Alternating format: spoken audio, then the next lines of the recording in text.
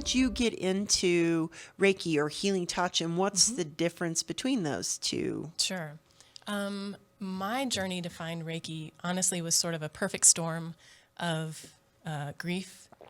My best friend was in a terrible car accident, and her 8-year-old son was killed. Oh my gosh. So walking through that grief journey with her, also physical pain. I had to have major hip surgery. And, like many of us, I don't like being the patient. I don't like needing to be cared for. I like to be the one caring for others.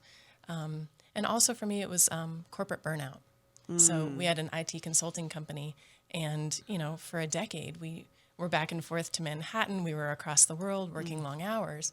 And, when all of that builds up and you find yourself feeling disconnected and depressed, and you have insomnia and acid reflux and eczema, all these things that stress causes in our bodies. Those things that I'm experiencing, Those that things. stress from Yeah. job right now. Yeah. Well, and if you take the symptoms to a traditional, Sure. general practitioner, they just want to give you an antidepressant. Right. And I'm not taking anything away from the miracle of modern medicine. Absolutely. I'm a champion. I'm here for it. Honestly, it's a beautiful thing. It can really help some people. But for me, I knew it was a Band-Aid, and I wanted to address the root cause, Okay. which for me was being disconnected from myself. And so I found Reiki as a more natural solution to really reconnect with this higher sense of self and purpose. I think we're all sort of hoping that there's more to life than just eat, sleep, work, run some errands, raise the kids, pay the bills, rinse and repeat. I think we're all looking for a higher purpose and a higher meaning to all of it.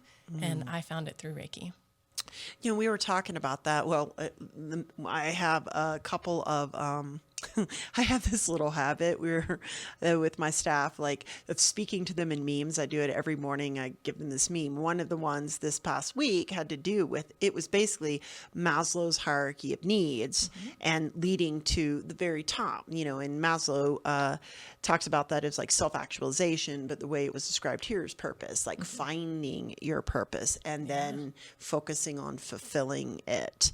And so I think that's, when you get past that basic survival mode, when you're past that and you find that you're okay, you're safe, you have all the things you basically need, then we're able to look out and, serve others. And it sounds like you went through all of those, like you were kind of in that survival mode, and then you got where you were okay, and then, able to give to others.